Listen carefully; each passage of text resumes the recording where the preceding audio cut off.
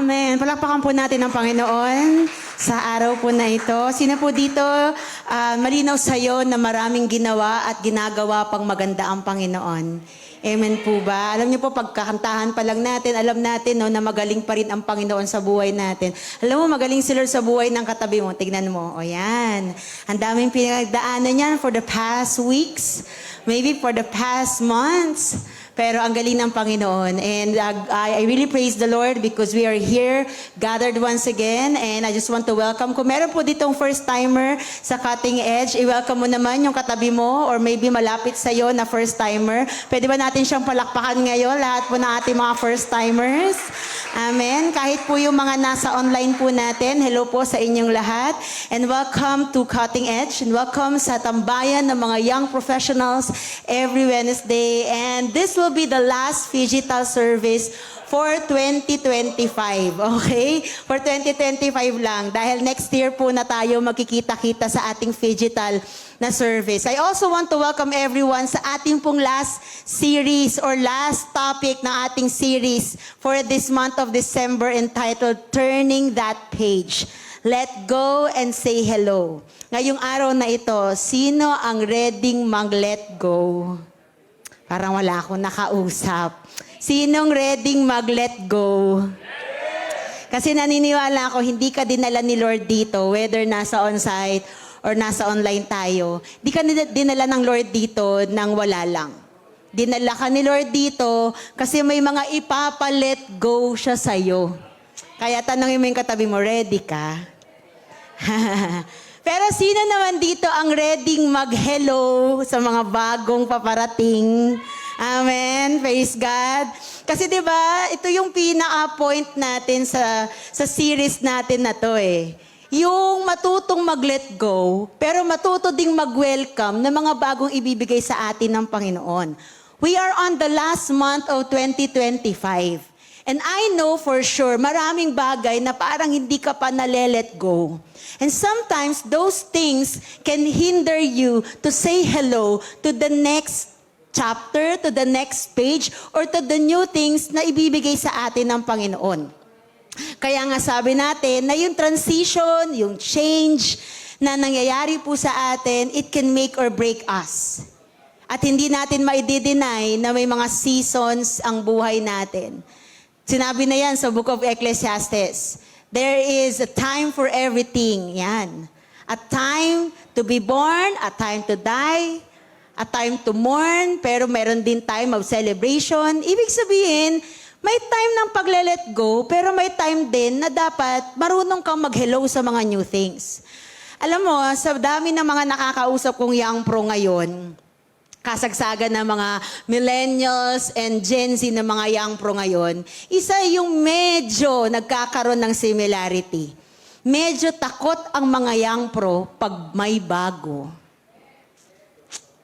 Ay, may bagong office mate. Alam, may bagong boss. Ay, may bagong ganito. May bagong patakaran. Ay, may bago na naman. May bago ganun yan. Medyo takot ang mga young professionals kapag may bago. Kaya lang, paano mo i-embrace kung dun sa bago na yon, meron pala doon ipapagawa ang Panginoon, may papasabi pala ang Lord, if you're not going to embrace that or kung hindi mo siya tatanggapin. Kaya ngayong araw na to, as we end our season, as we end our service or digital service for 2025, ito yung pag-uusapan natin. Pag-uusapan natin, paano mo i-embrace yung mga new sa iyong buhay. Yung katabi mo ba, new ba yan sa'yo? Ayan. Paano mo siya i-embrace? Paano mo i-embrace yung mga new things sa buhay natin? Sino po dito nag-anticipate ka pa ng mga bago sa buhay mo? Okay, o sige, simulan natin sa material na bagay. Sino dito, you've been praying, sa totoo lang hindi dahil sa pagiging materialistic, but you've been praying for a new cellphone. Baka may magpa-raffle mamaya ng cellphone dito. Taas mo na yung kamay mo. Yan, okay. Or maybe you've been praying for a new career path. Meron ba dito? Yan. You've been praying for a new house. Meron ba? New car. Kasi ikaw, pag nasa young pro stage ka na, ito yung panahon ng accumulation stage din eh. Yan. Sino dito you've been praying for a new person in life? Bago lang. Hindi naman agad siya agad, okay? Bago lang. Lord, gusto ko pa magkaroon ng mas malawak na influence, friendship ba? Ganyan, okay? So if you're anticipating something new, dapat marunong kang mag-let go. Dapat marunong kang mag-embrace. So yun yung pag-uusapan natin ngayon. Sabi ni Mandy Hale, sabi niya, once you make the decision to move on, don't look back. Your destiny will never be found in the rear view mirror. Alam niyo po yung rear view mirror? Pag nagda-drive ka, yung maliit na mirror doon sa harapan ng driver. Yun yung mirror na ginagamit para makita kung yung kalikod mo ba, mababangga ka ba niyan, or mabilis ba siya, or meron ka bang matatamaan doon. Madalas sa madalas, nagagamit yun ng mga driver pag umaatras. Pero kapag ikaw, decision mo is to move forward, you don't have to look for, hindi mo kailangan laging tumingin dun sa rear view mirror mo. Kailangan, hindi pa look back yung tingin mo. Amen po ba? Kailangan, malinaw sa'yo na hindi pa atras. Kasi gusto mo nga ng mga bago eh. So look at your future through the windshield. Alam mo yung windshield? Yung dalawang mirror sa gilid ng Yan. Yung windshield yung nasa harapan. Look at your future to the windshield and not to the rear view mirror. Dapat nakatingin ka doon sa ipapagawa na sa'yo ng Panginoon, ipapatahak sa atin ng Panginoon. O para sa mga princess dito, yan. Gustong mamuhay bilang princess. Yan. Merong kakalala kahapon, sabi niya, gusto ko na lang po maging princess. Okay. Sabi niya, ayoko na magtrabaho, gusto ko na lang maging princess.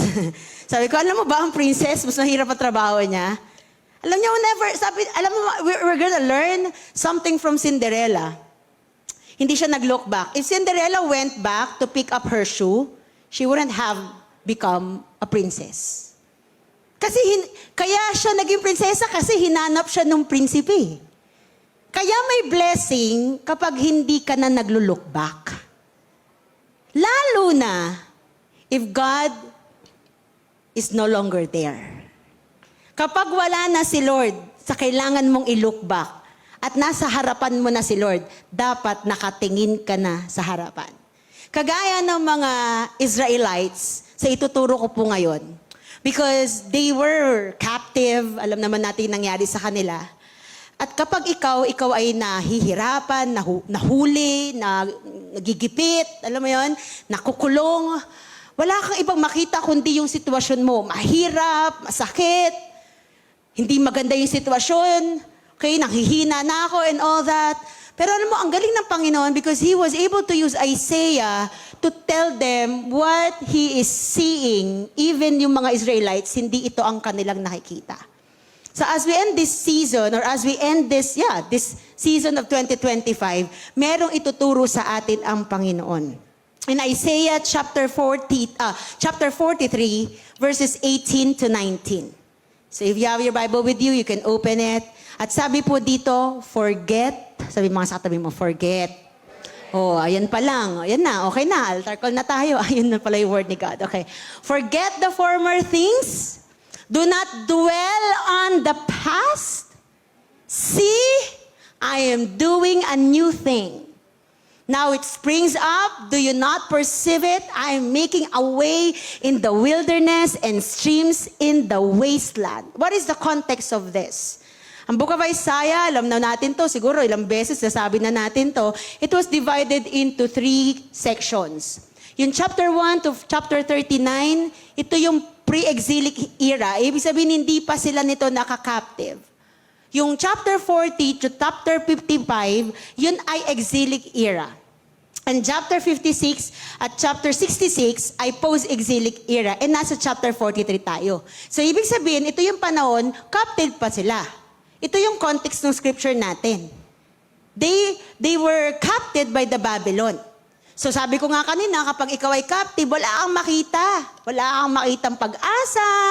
Di ba? Sino dito for the rest of 2025, medyo ganito mo i-define ng 2025. Parang lagi kang nasa dead end, wala kang makitang pag-asa, parang laging patapos na, parang lagi ka nang pag-give up, parang laging paayaw ka na. Ito yung nararanasan po nila.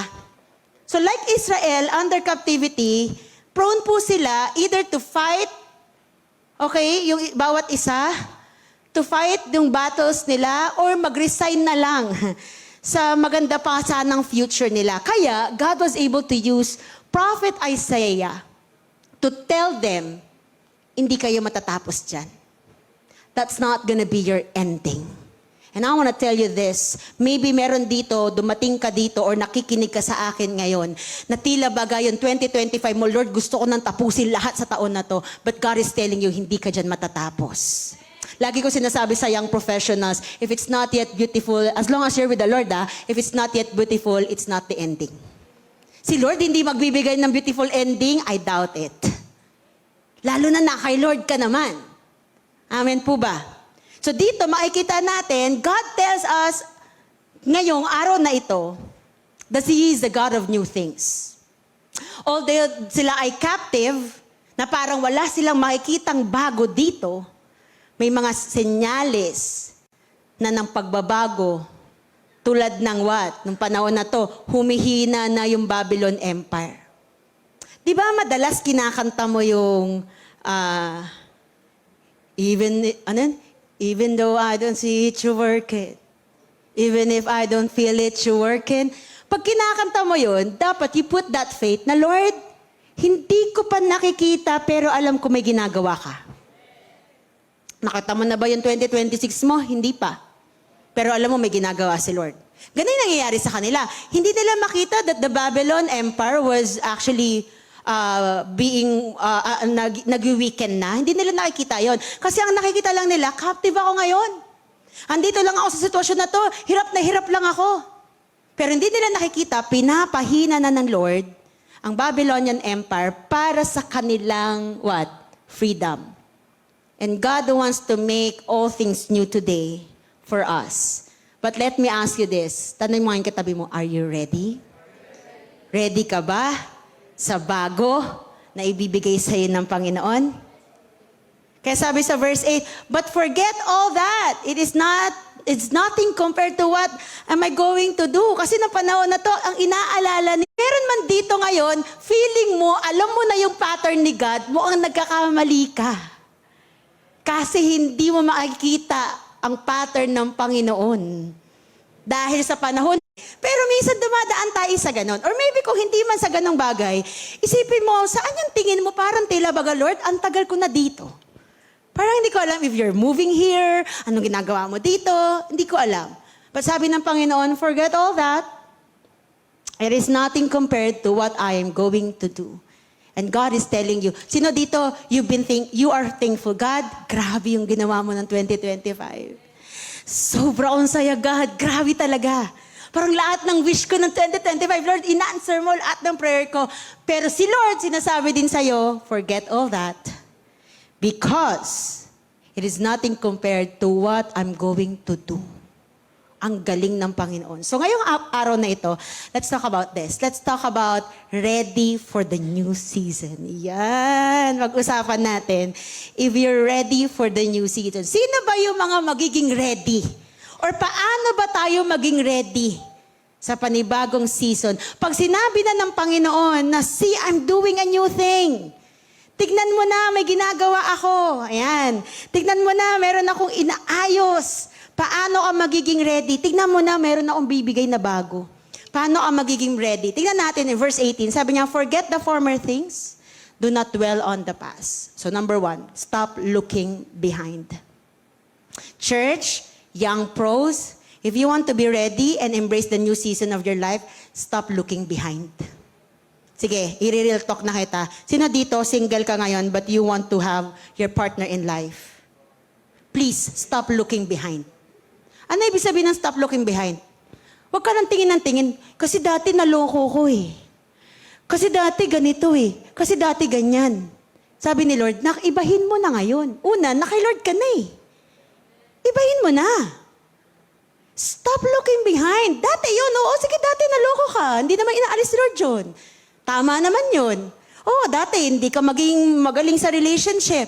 Pero God is doing something new eh. So stop looking behind. Sasabihin sa tabi mo, stop. Pag gusto mo mag-move on, gusto mo ng new season, tingin ka ng tama. Huwag tingin ng tingin sa nakaraan. Nakaraan na yun eh.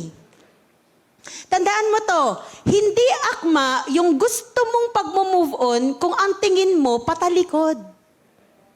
May nag-move on ba ganyan? O ano nangyayari sa'yo? Laglag ka na naman. Masasaktan ka na naman. Kasi nakatingin ka lagi dun eh. Sa mga girls na nandito, sige, i-real talk ko na lang talaga. Total, last naman na itong di ba, digital, no? Sa mga girls na nandito, pag may bagong lalapit sa'yo, Christian naman. Hey, yoko yun. Pero pag tinanong ka, pero gusto mo po mag-asawa? Opo. Anong gusto mo sa mapapangan? Gusto ko po Christian. O, Christian yung lumalapit sa'yo Ba't kung makalayo ka, kala mo alligator siya? Ayaw agad. Marami ako sinabihan na young pro ganyan. Huwag kang ayaw na ayaw agad kasi baka mamaya yung inaayawan mo, yung pala yung gusto ni Lord sa'yo. Kasi pastora, nakita ko na yun, ganyan din yung dati. Yan ang sinasabi natin. Kaya mo hindi ma-embrace yung bago kasi lagi ka nakatingin sa dati. Dati ganito, dati ganyan. Stop looking behind. Pag gusto mo ng new, huwag tingin ng tingin sa old. Lord, gusto ko na talaga ng partner in life. Pero yung pinagpipray mo, yung ex mo, na wala naman ng pakialam sa'yo, Huwag ka nang tingin sa old. Sabi mo sa tabi mo, old na yon. Baka may new Baka siya na yung new. So, dalawang bagay pagdating sa pag-stop looking behind. Una, don't lean on the past. Sabi niya, forget on the former things. Yung word po na lean on dito, it means rely on or derive support from someone or something. Yung nakasandal ka ba sa past? Tandaan mo, church, don't expect past victories to sustain you sa bagong season ng buhay mo. Verse 18, sabi ni Lord, but forget all that. It is nothing compare to what I'm going to do. Alam mo, pag si Lord may bago na ipapagawa, ipapatahak sa'yo, may ipaparanas din siyang bago. Nothing compare to what He is going to do. Kaya na, ang masakit, hindi masama at hindi kabiguan yung sinasandaan nila. Alam mo yun, nasaktan ako kasi dati. Na broken heart ako dati, napaalis ako sa dati naming kumpanya. Ang sinasandalan nila dito, kung makikita natin sa mga susunod na verses, tagumpay. Exodus actually, tingnan niyo po, verse 16 and 17. This is what the Lord says. He who made a way through the sea, a path through the mighty waters, who drew out the chariots and horses, the army and reinforcements together, and they lay there, never to rise again, extinguished, snuffed out like a wick. Ano ba yung description na yan? Yung dinidescribe po sa verse 16 and 17 is yung ginawa ng Panginoon na exodus sa kanila, na paglaya sa kanila. So they were expecting, si God, pinalaya nila kami dati. Sige, dati yun. Dati yun, di ba tayo nakakulong nun Dati yun, hindi naman Babylon Empire yun Ano naman to dati naman Egypt yun. Doon sila nakasandal. Dating, hindi kabiguan dating saya. Dating victory. Pero, again, don't expect past victories to sustain us. Nakasandal sila sa dating tagumpay. Gusto ni Lord magbigay ng panibagong tagumpay. So pag gusto mo ng mga new victories, dapat huwag kang nagsisettle sa mga old victories. You have to anticipate, Lord, ginawa mo akong victorious ng 2025. 2026 will be different. I'll be victorious again also, but it's gonna be different. It's gonna be different. Sabi mo sa katabi mo, it's gonna be different. Kaya sabi ng Lord dito sa Living Bible, don't forget but forget all that. Kalimutan yun na yung ginawa ko doon. Sa Red Sea. I'm no longer in Red Sea. I'm now here. Sa Babylon Empire, tignan nyo kung anong gagawin ko sa Babylon Empire. Tignan nyo kung paano ko kayo palalayain. Tignan nyo kung paano ko kayo ililigtas. Uulitin ko, pag gusto mo ng mga new victories, dapat hindi ka nagsisettle sa mga old victories na lang. Okay na ako doon? Okay na doon, nalagtas na ako doon eh. Okay na yun, napasahod naman ako eh. Joe Vitale sabi niya, don't lean on the past. Learn from it and move on. So una, don't lean on the past. Pangalawa, don't live in the past. Sabi ni Lord sa kanila, do not dwell. Pag narinig mo yung word na dwell, alam mo na, hindi lang to basta pag-aalala. Ibig sabihin, pinamumuhay nila yun, yung dati. Do not dwell on the past. Dati yun eh. Kaya wag mong hayaan na yung past na yan, ipaparalyze ka. Don't let the past victories also paralyze you. Tandaan natin, di ba naririnig natin to, ang nakalipas, ginagawa na lang, paaralan. Hindi kulungan. So don't get used to it. Maniwala ka, matuto ka, pero at the same time, gamitin mo siya para sa susunod na season ng buhay mo. Siguro naniniwala ako, 2025 has taught you a lot. Amen. Kung pasusulatin ko kayo ng isang word, ano ang tinuro sa'yo ng 2025? Malamang sa malamang may isasagot kayo. Sino dito ang tinuro sa'yo ng 2025 ay kumalma? Kasi, di ba, grind ka ng grind, dami mong gustong gawin. Sabi ni Lord this 2010, anak, kalma ka lang. Ako may hawak ng future mo. Hindi ikaw ang gumagawa ng future mo. Ako may hawak dyan. I-move kita dyan, huwag ka mag-alala. O maybe, ang word naman sa'yo ng Lord or ang tinuro naman sa'yo ni Lord ng 2025 ay trust. Nak, magtiwala ka sa akin. Sino dito, 2025, hinayaan mo na at sumunod ka sa Panginoon nung sinabi niya, o sige, lakad sa tubig. Parang Peter, no? Walk on water. At di mo alam kung anong mangyayari, walk on water. Ikaw naman, sunod ka lang. Kasi alam mo, si Lord yun eh. Si Lord yung nag-utos eh. Or maybe some of us here, ang word sa'yo or ang pinaka-turo sa'yo ng Panginoon ng 2025 is learn to wait. Nak, matuto kang maghintay. Palagi kang nagmamadali. Inuunahan mo ko. Nung mga panahong inunahan mo ko, nak, nagkamali ka. So learn to wait. I believe na marami tayong natutunan na ganyan ng 2025. Alam mo ba, kung bakit yan tinuro sa'yo ni Lord ng 2025, hindi para mag-settle doon. Ay, okay na, nag-matured ako sa waiting, okay na ako. No. Ay, okay na, nag-matured ako sa trusting, okay na ako. Nag-matured ako sa faithfulness, okay na ako. No, tinuro yan ng Panginoon para magamit mo yan sa panibagong season ng buhay mo. Kaya ka tinuruan ni Lord na mag-wait kasi sa panibagong season ng buhay mo, baka may i-wait ka na naman. At nakita mo na yung sarili mo, Lord, magmamature na ako dito. Alam ko na to. Gawain na ni Lord to. Baka tinuruan ka ng Panginoon maging faithful kasi next year, may ipapahawak sa iyo si Lord na mas malaki kaysa sa hinahawakan mo ngayon. So God taught you that lesson for you to use it sa susunod. Kaya don't live in the past. Hindi yung okay ka na. Hindi yung settled ka na doon. Some of us, kaya minsan, hindi nare-resolve yung mga baggages ng buhay natin. Kasi sinisettle na lang yung buhay na, sinisettle mo na lang yung sarili mo doon. Okay na ako, ganito talaga ako eh. May ano talaga ako, may anger issue talaga ako eh. May anger management ako. Okay na ako. Baka kaya ka tinuturuan ni Lord. Kasi ayaw niya mag-settle ka doon.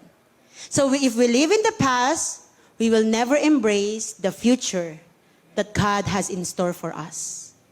Ang magandang kahapon natin, nagiging mali kapag pinapagamit na natin ito sa ngayon mo.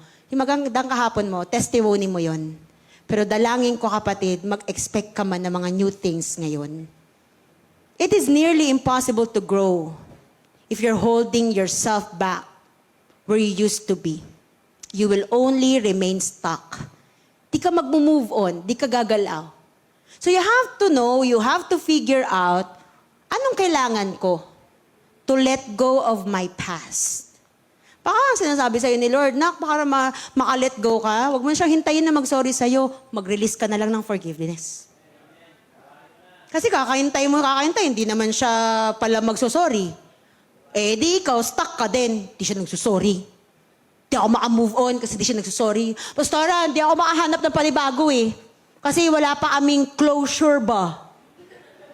Eh paano kung para sa kanya, not having a closure is the closure? Sana ibig sabihin, ang gawin mo, hindi nagsasorry.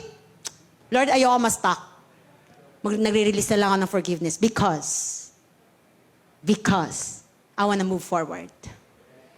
I wanna, alam mo yun, gusto kong tumapak, Lord, sa ano ko sa magagandang future ko pa So, hindi ko hahayaang ma-stuck ako ng unforgiveness lang ng taong ito o ng unforgiveness lang na hindi ko maibigay.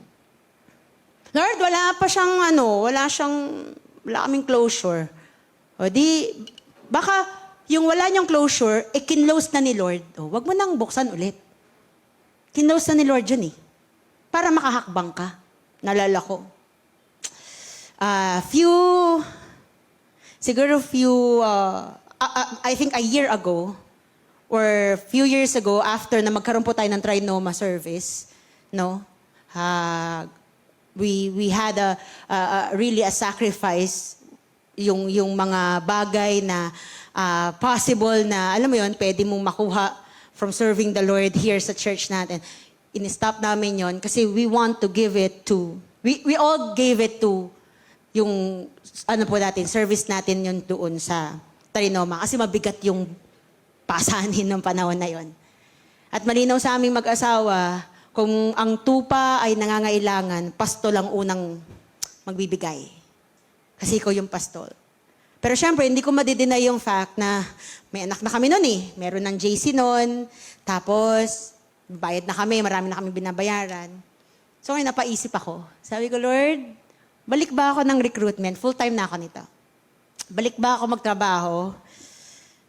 Habang iniisip ko yon, biglang nag-message yung boss ko dati. Nana, we have an opening. Sabi ko, Lord, galing ba to sa'yo? Paano naman nalaman ng former boss ko na nag-iisip ako ng ganito? And then God spoke into my heart. Vividly, I can remember it. Sabi niya, kung tingin ka ng tingin sa tinarado ko na, hindi ka mag-move dun sa magandang ibibigay ko pa sa'yo. Kasi tingin ka pa ng tingin, wala na ako doon. Pinagpala ako ni Lord for 7 years sa work ko and I really praise God for that. Pero tapos na si Lord doon Wala na siya doon. Nasa susunod na siyang season ng buhay ko. Ako, kung hindi ako susunod, mas stuck na lang ako doon. Alam mo, ang kwento ko lang lagi ganito, alam mo, si Lord, pinamote ako dati. Si Lord, malaki yung pinasahod sa akin dati. Binless ako ni Lord dati. Ang gusto marinig ni Lord, binibless ako ni Lord ngayon. Pinagpala ako ni Lord ngayon. Si Lord, faithful sa akin ngayon. Hindi masamang alalahanin yung past victories. Pero kung wala na si Lord doon at nasa bago na siya, na season ng buhay mo, sabi mo sa katabi mo, dapat sumunod ka. Hindi ka pwedeng ma-stuck. So find a way to let go of the past. Kaya simula nun, alam mo sabi ko, Lord, kahit anong mangyari, at kahit anong kagipitan, ang maranasan pa po namin. If it's not your direction for me to go back to the corporate world para mag-work, wala masama doon I mean, okay yun. Kung direction ni Lord yun. Pero kung hindi na po direction mo yun, Lord, that door of me working in the corporate world will remain closed. Kasi wala na si Lord doon. And alam niyo po, simula ng decision na yon, salamat naman kay Lord. Hindi pa naman kami natulog ng gutom. Halata naman sa Pastora, parang sagana naman, Bakit? Kasi pag nakita mo, susundan mo si Lord, ang pagsunod mo kay Lord, nandun ang provision pag gumagawa ka, wala na dun si Lord, wala na dun yung provision. So find a way to deal with all that unresolved feelings and emotions. Tandaan mo, hindi lahat ng unresolved feelings and emotions mo ay maipapadala si Lord para pagalingin ka. Minsan, desisyon mo na lang kung gusto mong gumaling. Hindi ko sinasabing madali lang yung nangyari sa'yo nung bata ka, pero minsan desisyon mo na lang din kung magpapahatak ka ba sa nangyari sa'yo noon or mag-let go ka para mas makuha mo pa yung mas magandang plano pa ng Panginoon. Again, do not look at your rear view mirror. Although there is a time and place para i-recollect yung mga past events, mag-glean dun sa wisdom na ibitinuro ng nakaraan, but don't stay there. Sabi mo sa tabi mo, stop looking back. If it imprisons you, kung ipaparalyze ka nito, stop looking back. Sabihin nyo nga ulit sa katabi mo, stop looking back. You're not going that way. Don't look back. Hindi ka naman papunta na dun eh. Doors are opening. There's no reason to turn back. Don't look back. Or, pag naglo-look back ka, mamimiss mo kung anong nasa front mo. O, sino ba nasa front mo? O, malay mo. Yang nasa front mo ang magbibigay ng susunod na bonus mo. O, tingin ka ng tingin sa likod. Iba yung sa likod. Kaya tingin ka lang sa harap. Kung nasa si Lord, tingin ka doon. Nasa harapan nila si Lord, nililid nga sila ni Lord eh. Sabi ni Steve Jobs, if you want to live your life in a creative way as an artist, you have to not look back too much. Too much ha? Pwede, glance lang ganyan. You have to be willing to take whatever you've done and whoever you were and throw them away. So dapat matuto ka daw. Kaya sabi ni Lord, but forget all that. It's nothing compared to what I'm going to do. Now, before I go to the next point, ikaw muna to. Pwede i-type mo dyan sa notes mo. Sino, ano, yung mga dapat mo nang i-let go? Yan. Sige nga. Sige, sulat mo muna. May tayo ngayon. On the spot application. Sino o ano ang mga dapat mo nang i-let go? Sige, sulat nyo muna. O, sa mga nasa online, pwede nyo rin po isulat yan. Sino o ano ang mga dapat mo nang i-let go? Baka yan na. Diyan na sa pag-let go na yan. Diyan ka talaga pagpalain na ni Lord. O kaya, kung gusto mo, i-share mo sa katabi mo, isa lang. Yan. Sige nga, share mo sa kanya, isa lang. Bulong mo lang. Sabi mo sa kanya, yung ex ko. Yung dati kong boss. Ano pa? Yung dati kong sahod, kakalimutan ko na yun. Okay. Kasi magbibigay si Lord ng panibago. So stop looking behind. For you to be ready for the new season of your life, stop looking behind. Pero pangalawa, syempre, pag di ka na naglo-look behind, dapat may ginagawa ka. Verse 19. Start looking ahead. Sabi, see, I'm doing a new thing. Now it springs up. Do you not perceive it? I'm making a way in the wilderness. I am making a way in the wilderness. Di naman ginagawaan, di pa naman nila naranasan yun eh. And streams in the wasteland. Hindi pa nga nila nararanasan yun eh. So pangalawa, para maging ready ka for next season, start looking ahead. Para i-embrace mo yung new season, listen, young pro. Para ma-embrace mo yung new season, dapat visionary ka. O, balik tayo sa love life mo, kung single ka ngayon. Dapat visionary ka. Question. Sa mga single lang do you envision yourself that you're having a family? Nai-envision mo ba yung sarili mo na kinakasal ka? Nai-envision mo ba yung sarili mo na nagtataguyod ka ng godly family? Yan. Na nagpapakatatay ka, nagpapakananay ka, na kung saan dinadala nyo rin yung mga anak nyo sa church kagaya ng kung anong ginawa sa'yo, ng leader mo o kaya ng parents mo. Do you envision yourself? Kasi pag gusto mong i-embrace yung new season ng buhay mo, dapat kahit wala ka pa doon, ini-envision mo na. Alam mo ba, there's power in envisioning all those things. May kapangyarihan doon. Kasi ibig sabihin, nire-ready mo na nga yung sarili mo eh. Sa mga girls na nandito, magpapakananay ka, hindi sa panahon na may anak ka na. Dapat nire-ready mo yung sarili mo. Ganun din sa mga lalaki, dapat ready ka. Pag alam mo magiging tatay ka, ready kang magpakatatay. I-envision mo yung sarili mo. Paano po ako, pastora, magre-ready? Wala pa naman akong anak. Wala kang anak, pero you have responsibilities. Be good at your responsibilities.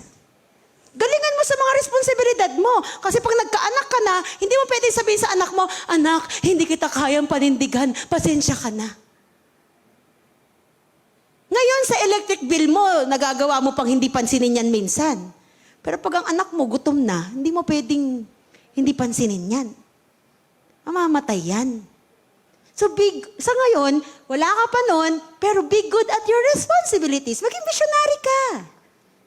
O sa mga nagnanais magkakotse, nai-envision mo ba yung sarili mo, nagdadrive ka? Ay, pastora, hindi ko ma-envision. O paano ka magdadrive? Nakikita ko, pastora, meron akong driver. O, pwede din naman. Kaya lang, baka sa driver mo ibigay ni Lord yung kotse, hindi sa'yo. Okay? Sa mga gusto mo promote, na-envision mo ba yung sarili mo sa next level? Oh, kung halimbawa, supervisor ka ngayon, you wanna be a manager, na-envision mo ba yung sarili mo as a manager? Na-envision mo ba yung sarili mo as senior manager? Alam mo yun? Na-envision mo ba yung sarili mo that you're gonna be a CEO someday? Kasi madali naman magsabi na, yes, amen, I'm gonna be like that. Pero ang tanong, kaya mo bang imaginein? Sabi ko nga sa bootcamp, pag hindi mo kaya imaginein, tapos ka na. Kasi ang pag-i-imagine, libre yan. Pag yung libre, hindi mo pa i-maximize, lalo mong hindi ma-maximize. Pag may bayad na, aayaw ka niyan. O, na-envision mo ba yung sarili mo, may sarili kang bayat lupa? Doon sa business pinapangarap mo, na-envision mo ba? You need to know how to look ahead. You need to know. Sabi mo sa katabi mo, you need to know. Start looking ahead. Wala ka pa man dun. Pero tanawin mo na. May mga young pro tayo dito na mag-asawa na na-envision nyo ba yung sarili nyo, nag-aalaga na ng baby. Kasi gusto mo magkaanak. O dapat na-envision mo.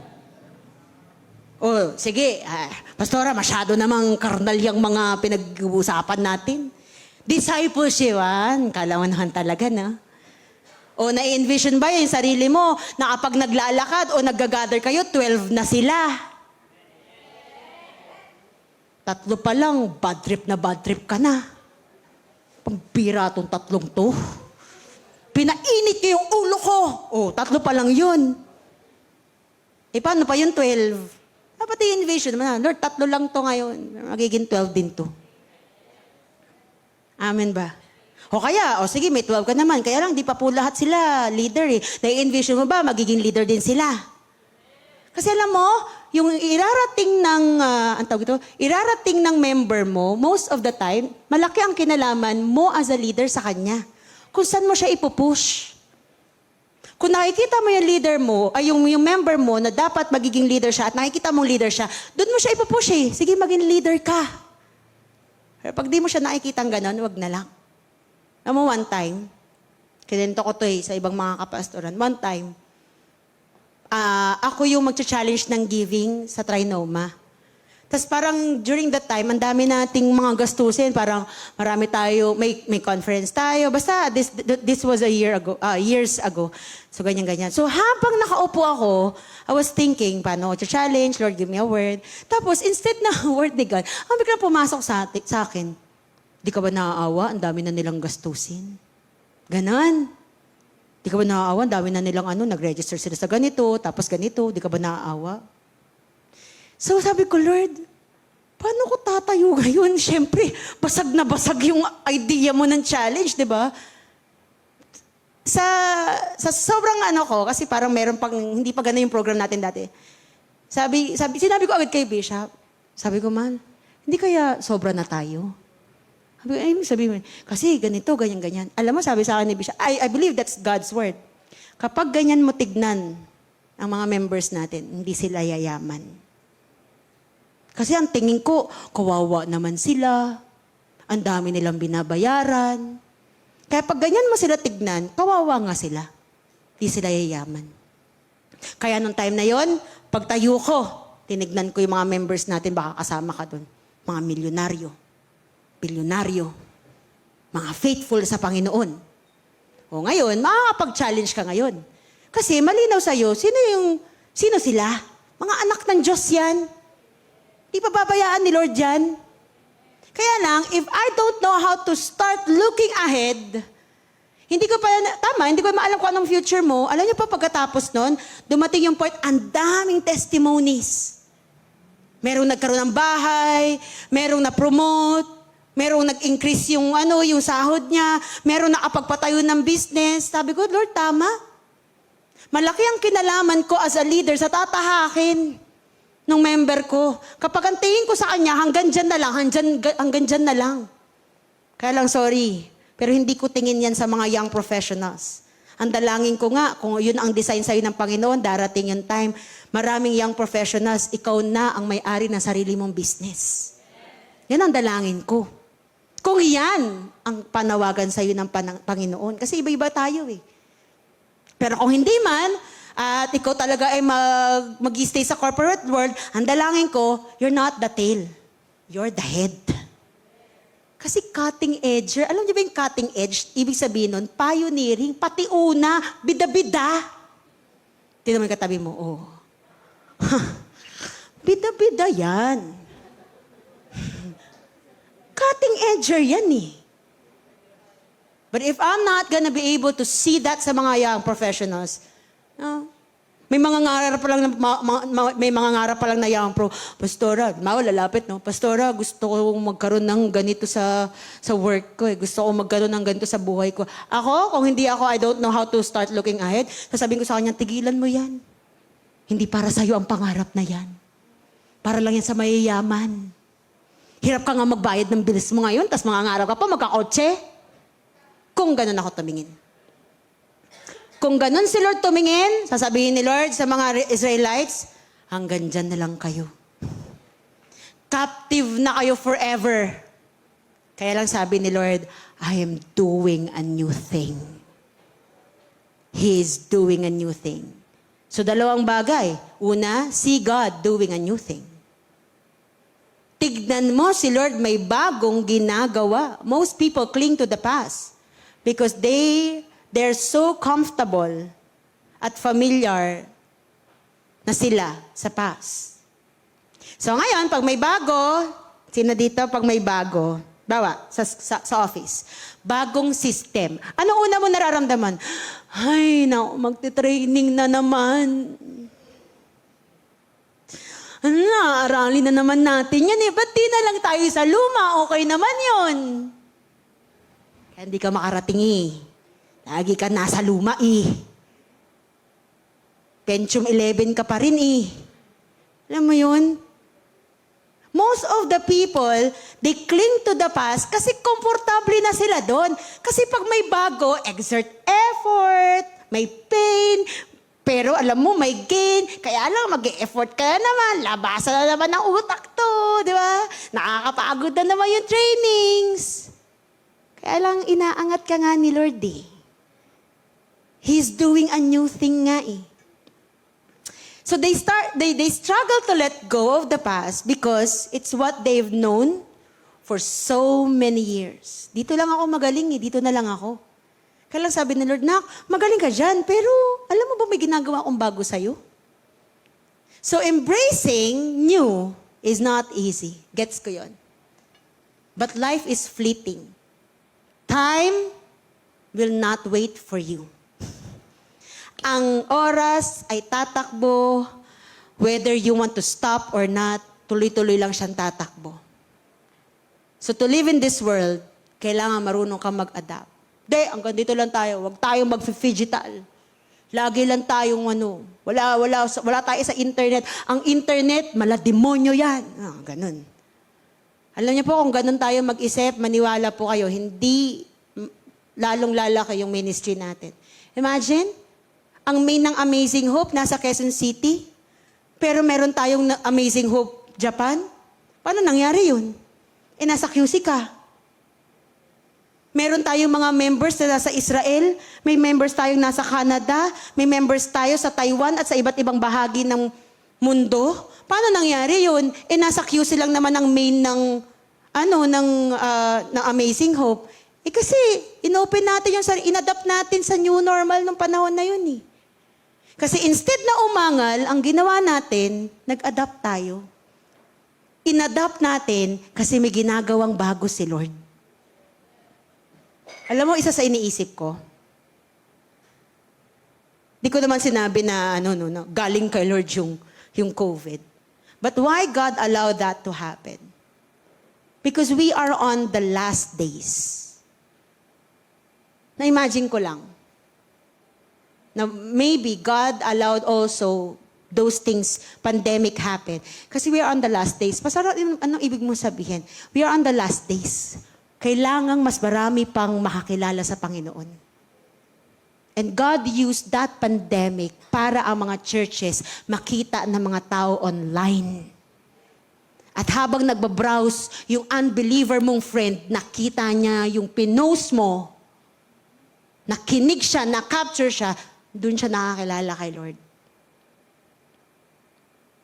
Dami natin mga young professionals nakakilala nung panahon ng pandemic. Kasi nag-online tayo. Alam niyo po, alam naman ng marami dito, yung mga leaders ko dito, alam nila to. Noong umpisa, ayoko. Ayoko, bakit? Kasi takot akong mabash. Mas iniintindi ko yung takot ko. Na baka may sabihin sila, baka mamali ako ng sabi, tas yun na lang yung i-capture nila, yung pa naman yung uso ngayon, no? Pag may mali ka na sabi, yun yung ka-capture, tas papaulit-ulitin nila yun, gagawa na nila ng istorya yun. Sabi ko, Lord, baka hindi ko pa po kaya yun, Lord. Patigilin mo na lang, Lord, yung pandemic, hindi tumitigil.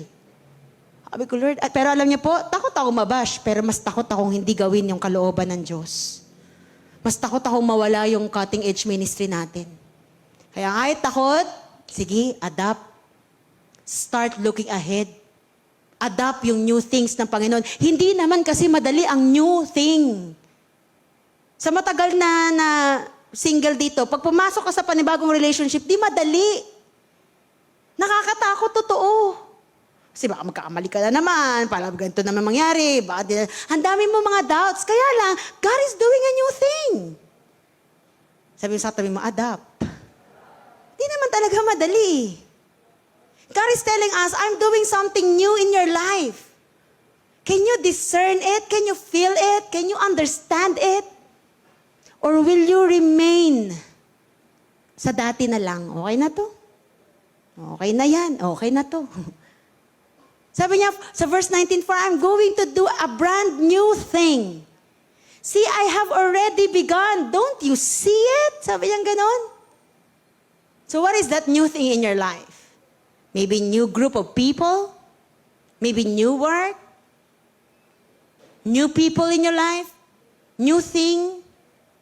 Church, start looking ahead.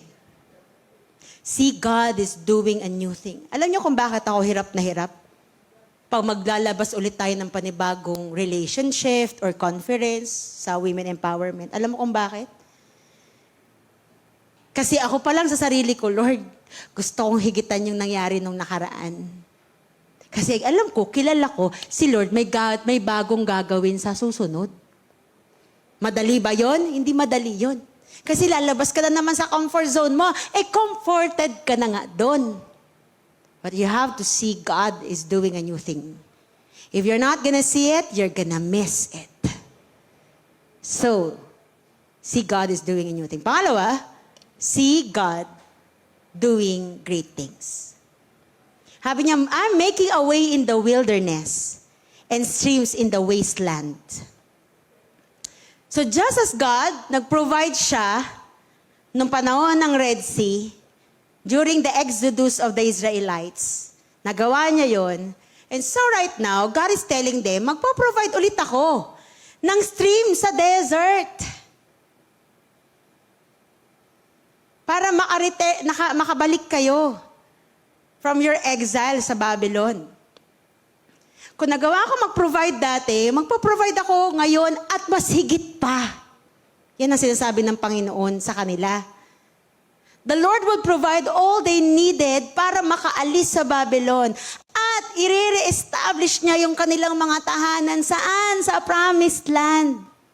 Even when there appears to be no way, tandaan mo, God will always make a way. Alam mo, sa panahon na feeling ko captive ako, parang pakiramdam mo, Lord, di ako makaalis dito. Lord, parang ano. Alam mo, nire-remind ko yung sarili ko that my God is the God of Exodus.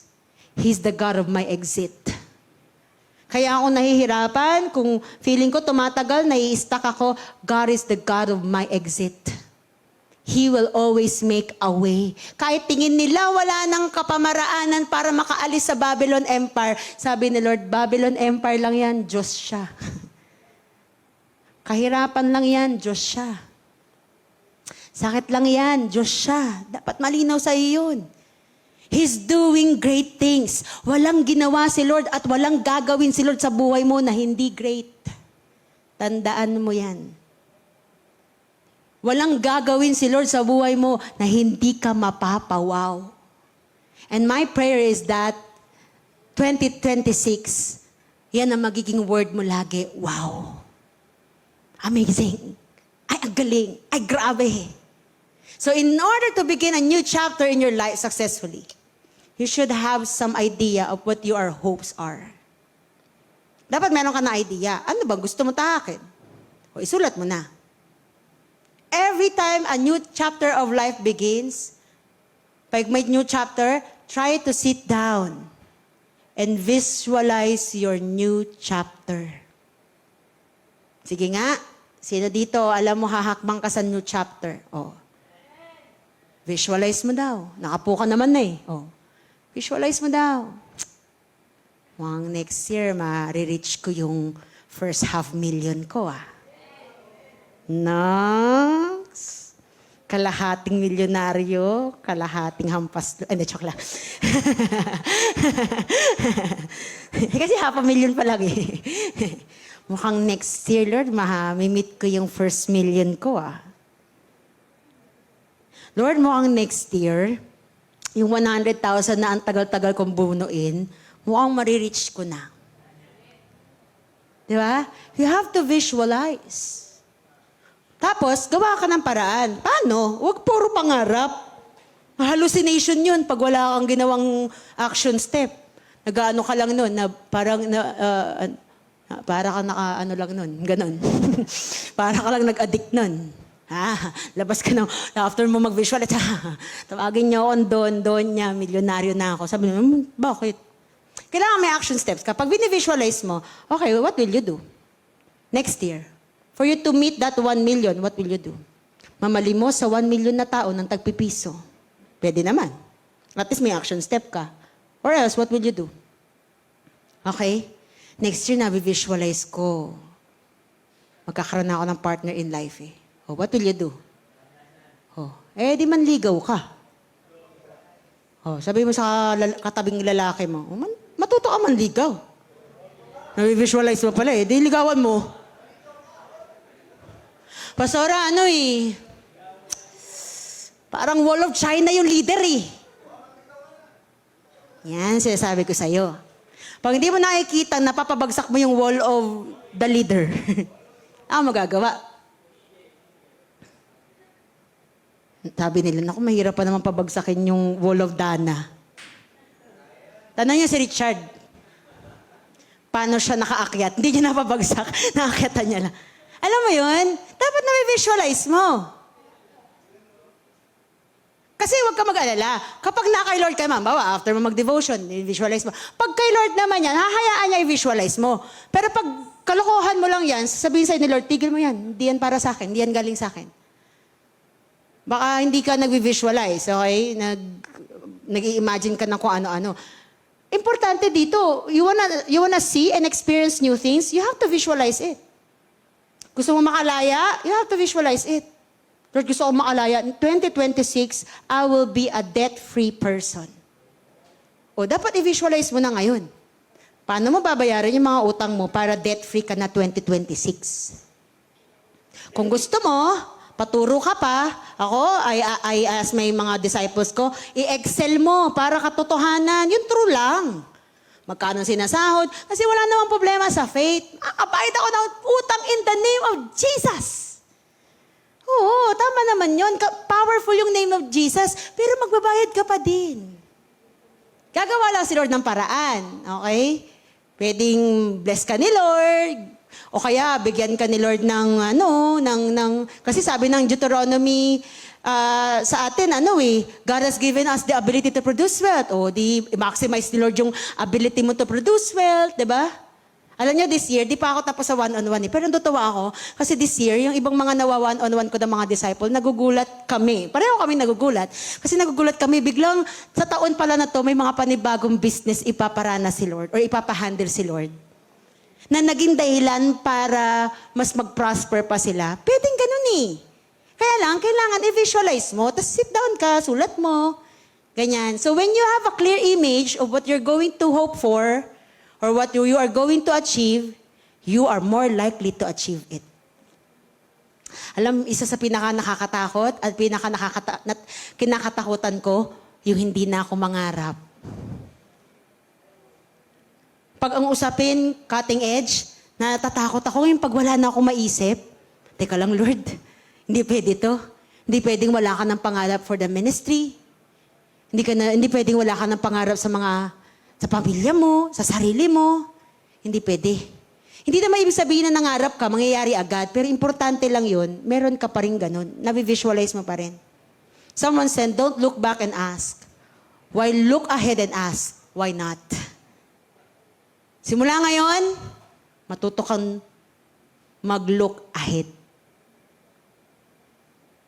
Dapat marunong kang mag-look ahead. That's how you are going to be ready for the next season of your life. Start looking behind, start looking ahead. Church, as I end, you can start the next chapter. If your life, and if you keep on rereading the last one, kailangan mo mag-move on. Kailangan mag-create ng future na nakikita mo din yung sarili mo, magiging mas masaya ka doon. At not just sa saya na past na meron ka. Let us therefore join God's great and new things sa buhay po natin. Matatapos na ang 2025. I know that God has been faithful. Pero ngayong araw na ito, ipiprepare ka ng Panginoon. Kanina alam mo, while we're worshiping the Lord, bigla akong binuksan nakita ata nila Rochelle yun. Bigla akong binuksan, may dinagdag ako. Kasi habang nag-worship tayo, I receive a word from the Lord. Yung word ng Lord, sinulat ko dito. Nililipat na ni Lord ang page. Nililipat na ni Lord ang page. Hindi ko alam kung anong page ng buhay mo yung nililipat na ni Lord. Pero nililipat niya na yung page. Meaning, ibig sabihin, He is no longer there. Stop dwelling on the past. Tapos na yun.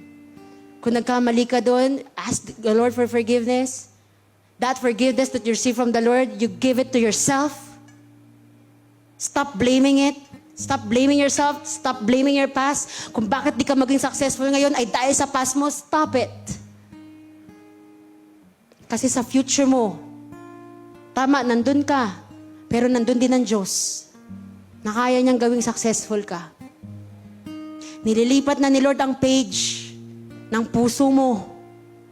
Baka meron dito sinasabi ni Lord na, embrace mo.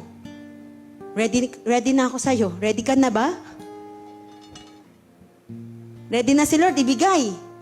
Yung pinapanalangin mong partner in life, ready ka na ba? Sure ka? Sige nga, tanongin nga kita. Kaya mo nang mag-exert ng effort? Maraming effort? Kaya mo nang maglaan ng oras para sa ibang tao? Kaya mo na ulit kumarga ng mga topak at immaturities?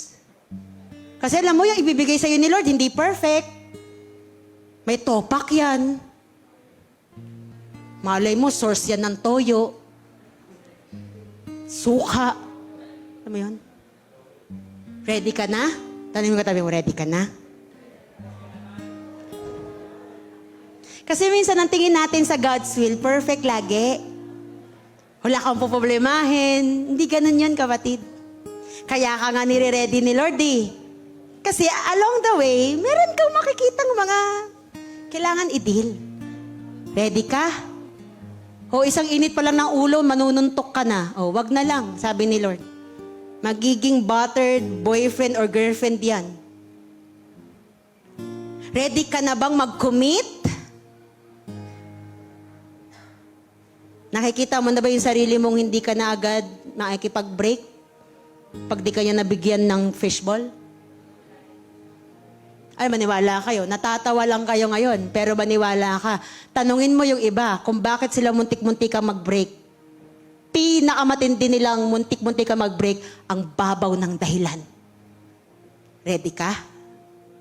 Ready ka sa kababawan na nakikita mong, halong gundo-gundo nyo, halong pugi-pugi niya, Lord, siya na lang. Sabi ni Lord, nak, may kababawan yan. Malalim yan, oo, pero may kababawan din yan. Ready ka? Naglilipat si Lord ng page. Meron dito nililipat ni Lord yung page ng career mo. Ready ka na? Lord, huwag mo muna akong palipatin. God, may hinihintay pa akong bonus eh. Eh paano pag sinasabi ni Lord, nak, mas malaking ibibigay ko doon kaysa sa hinihintay mo ngayon, ready kang humakbang?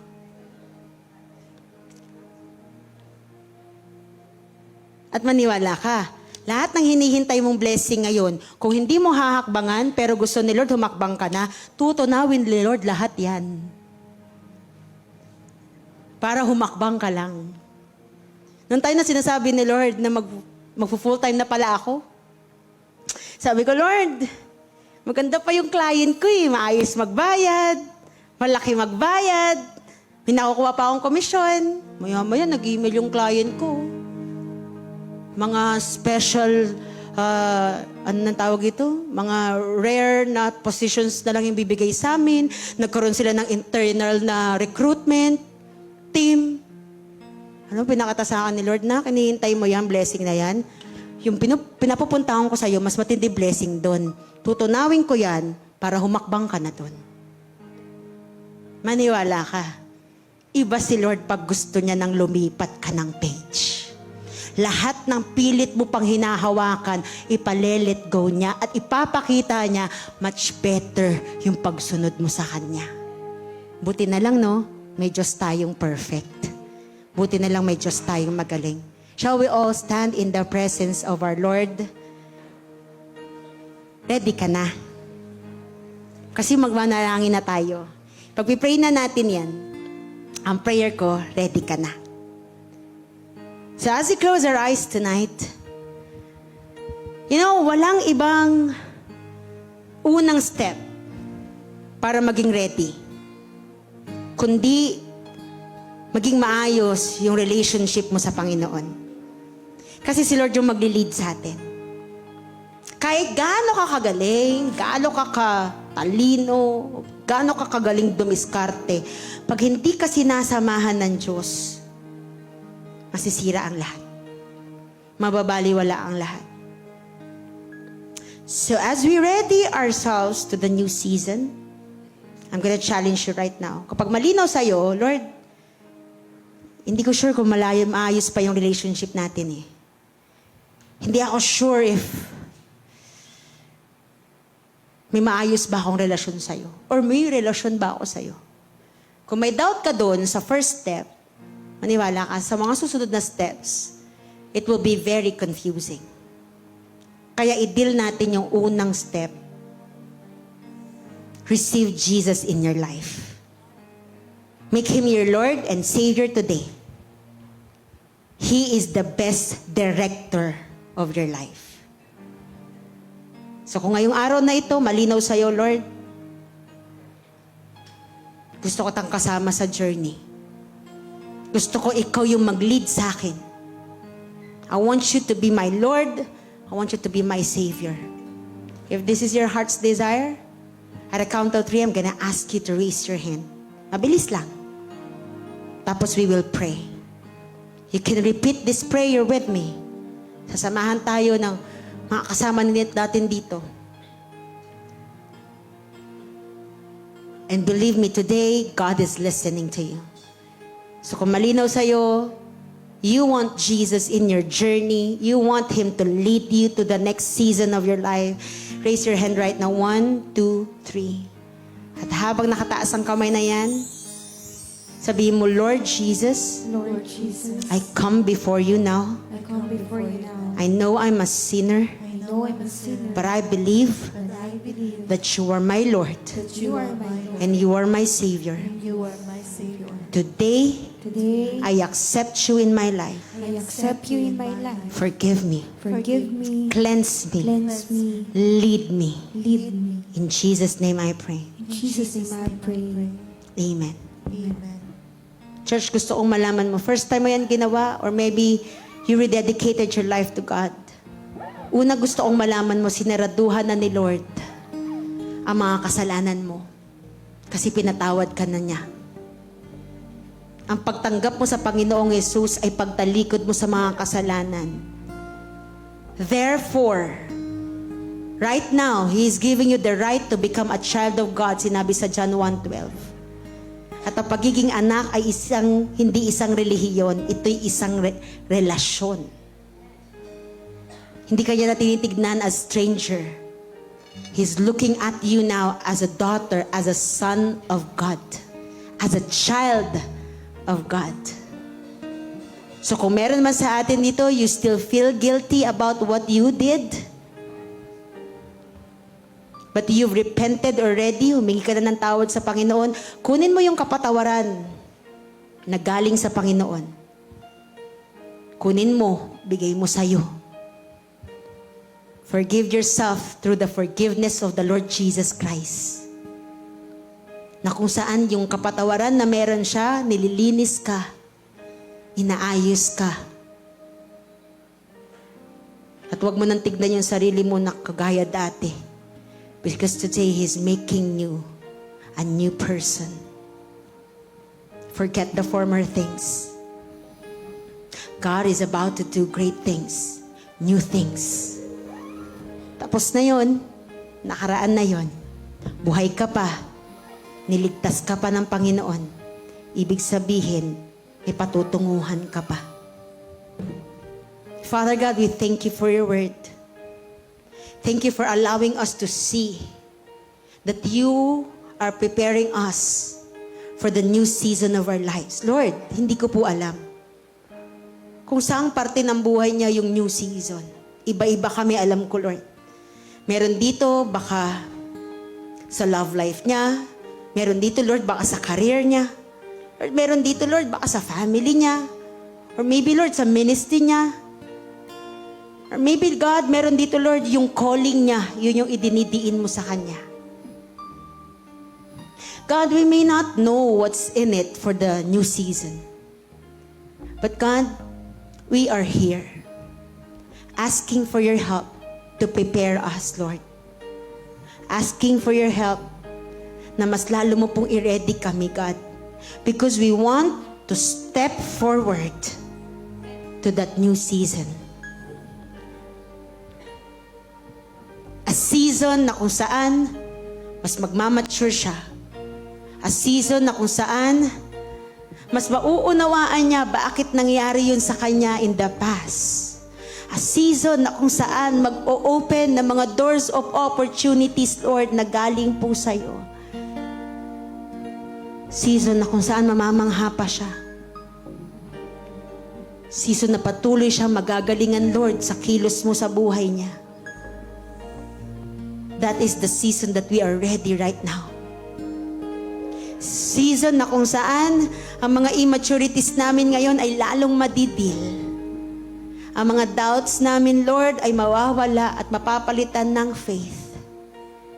God, we're ready for it. We're making ourselves ready for it. Ngayong araw na ito, Panginoon, give vision to these young professionals, God. Nasa online man or nasa on-site right now, give vision to them. Let them visualize what you are about to give to them. Let them see and visualize what season they are about to enter. At sa mga tinuro mo po sa Kanya for this year, God, yun yung gagamitin niya for the next season. Not the old him, not the old her. Pero yung binago mong siya sa taon na ito ng 2025. Kasi yun po yung mag-fit sa panibagong season, God. Lord, kung meron ka mang nakikita sa amin na hindi pa namin nale-let go, ngayong araw na ito, we're saying goodbye to it. We're saying goodbye to hatred. We're saying goodbye to pains. We're saying goodbye to past victories and past testimonies. Kasi Lord, we're looking forward for the new ones. Hayaan mo, Lord, na sa araw na ito, sa gabing ito, maging gabi ng pagle-let go at pag-hello. I'm gonna give you this moment. Ikaw at ang Panginoon, you can approach the Lord. I'm gonna give this to you. Whatever that God is giving to you, God is talking to you, whatever that is that God is whispering to you, let it be done, Holy Spirit, right now. Kala mo, pangarap mo yan, pero si Lord pala ang nagbibigay niyan sa'yo. Let it be done, God, today. Let it be done, God, today. Speak to your people. Show it to your people, God. You can talk to God. You can ask the Lord.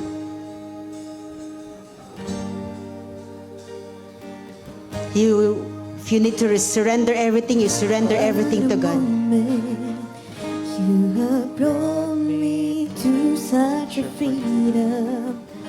I have found in you, you're the healer who makes all things good. Yeah, yeah, yeah. Father God, right now, Holy Spirit, I'm not going back.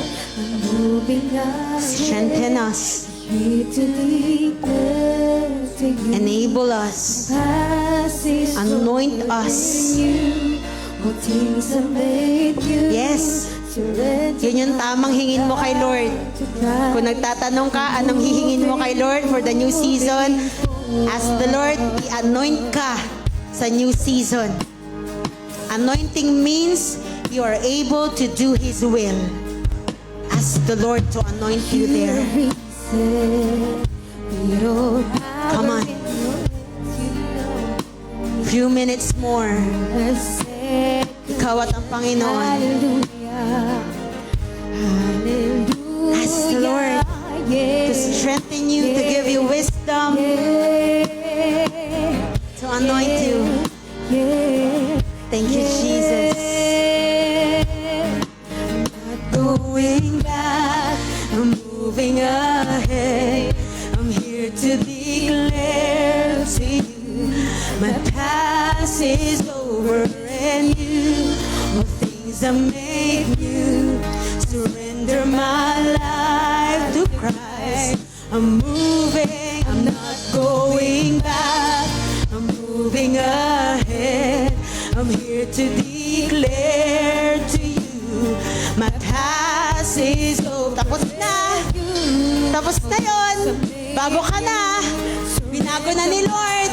May bago nang binibigay si Lord! He's turning the page already! Nililipat na ni Lord yung page! Can you feel God's anointing right now being poured out in this place? I want you to receive it, get it, be submitted to it. Woo! God is moving. Holy Spirit is empowering someone. He's doing it again. Securing you.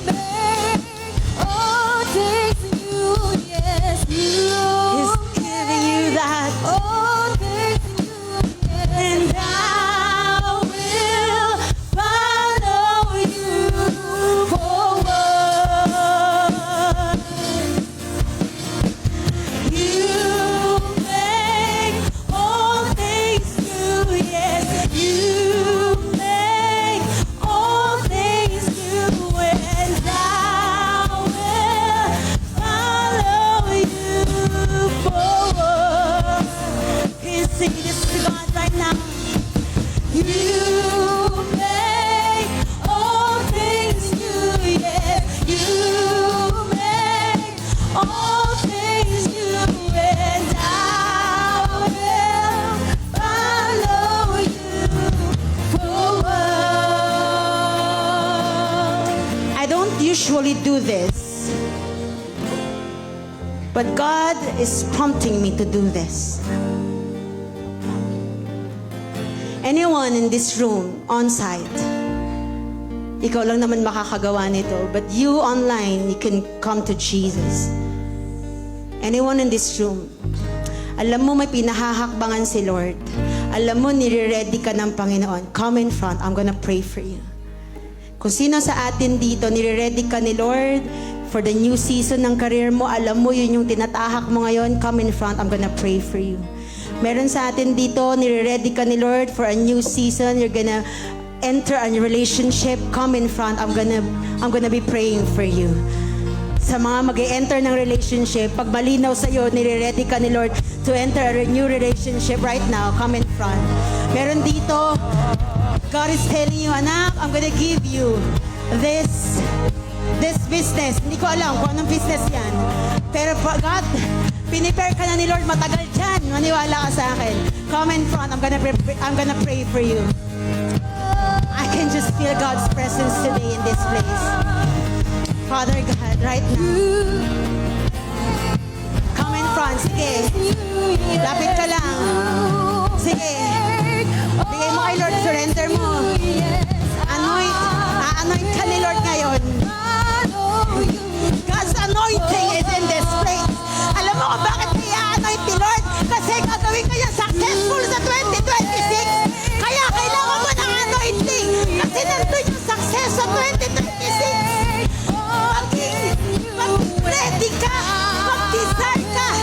Because God will make it 2026. Woo! You make all things new, yes. You make all things new, yes. I will follow Lord, forward. if you know you are this person that I'm gonna pray for, I want you to receive this. God, there's a lot here, young professionals who are ready for relationship. And I know, God, that you are ready for them. They may have fears because of nangyari sa kanila in the past. Kasi may mga mistakes, kasi may mga pains. But God, your promise to them and your word to them right now, anak, I'm doing a new thing. It's gonna be different. Hindi ibig sabihin perfect yung magiging relationship mo, but it's gonna be different. If you're this person, I want you to receive it. God is making you. God is preparing you. Nire-ready niya for you that you will become a godly woman who will date a godly man. A godly man who will date a godly woman. And eventually, that dating stage will go into marrying stage. And though both of you are chosen by God to build a godly family. Regardless of your past, regardless ng status ng pamilya mo dati, or ng kung anong nagawa mo dati, God is doing something new. Meron dito, God is telling you na, I'm giving you that go signal. Kung ikaw to, malinaw sa'yo hindi ako to, kay Lord to. You can step to that another career. Kung may peace yang sinasabi ko sa'yo, ikaw yung kinakausap ni Lord.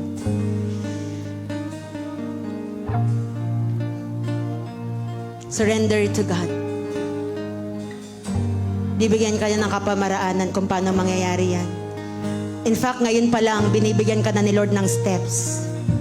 Paano mo hahakbangan yan? Just be ready. Just make a step. Lord, meron dito, Lord, pahahawakin mo siya ng sarili niyang business.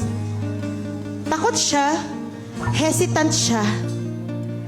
Pero Lord, kung yun ang ibibigay mo sa kanya, I know that you're empowering this person right now.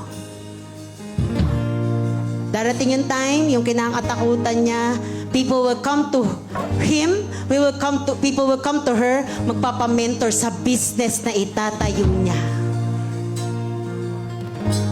Thank you, God. Lord, meron dito.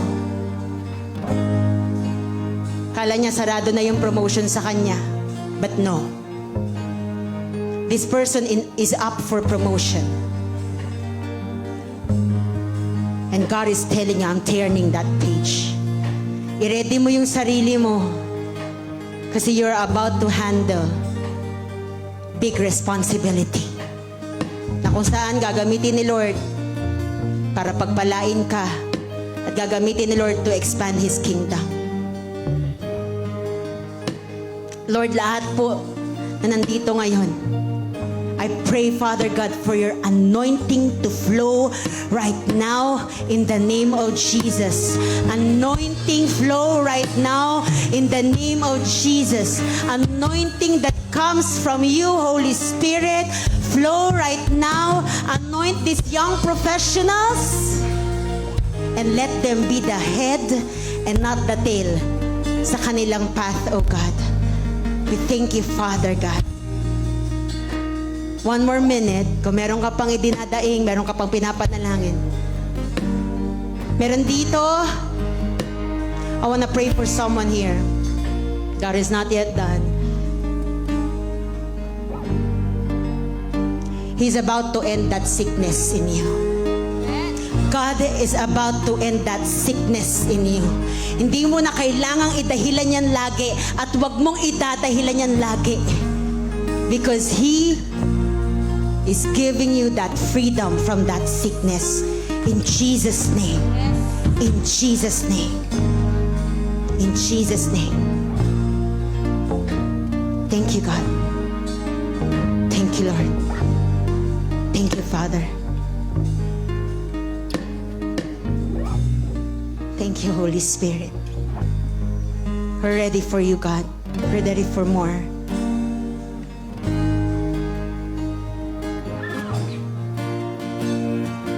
Thank you, God.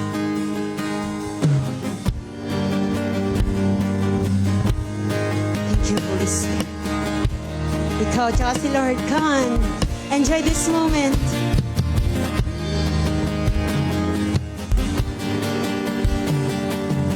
You and the Holy Spirit, enjoy this moment. Anointing flow. Anointing flow. Anointing flow right now. Anointing flow right now. Flow it right now. Flow, flow, flow right now. Anointing flow right now. Flow right now. Flow right now. Anointing flow right now. Now, God, now. Now, Jesus. Anointing flow. Flow it right now, Jesus. Flow. Flow. Flow right now, Jesus. Anointing, anointing, anointing that breaks yokes. Come on. Yes, God, flow. Flow it right now. Flow. Flow it right now, Jesus. Jesus, mag-flow ka ng anointing mo. Nakayang ko na to, God.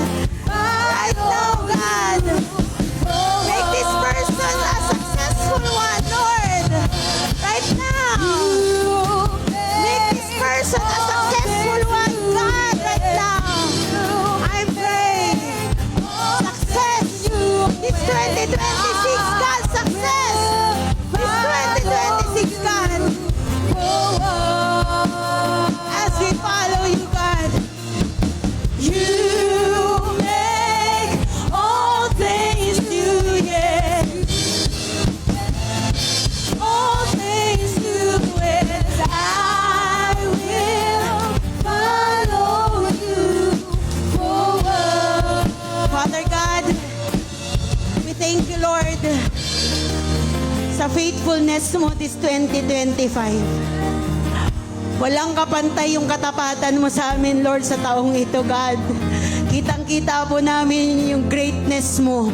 Kitang-kita namin yung fullness ng grace mo, God. But Lord, if you allow us to enter 2026, we know, God, that we are ready now. Hindi dahil magaling o malakas kami. Because God, today you have anointed us to enter 2026. And I declare success. I declare breakthrough. I declare favor upon favor, God, to your sons and daughters. We praise you, Father. We honor you. This is our prayer in Jesus' name. Amen and amen. Before ka bumalik sa upuan mo, at least 2 tao, sabihin mo sa kanya, magiging successful ka.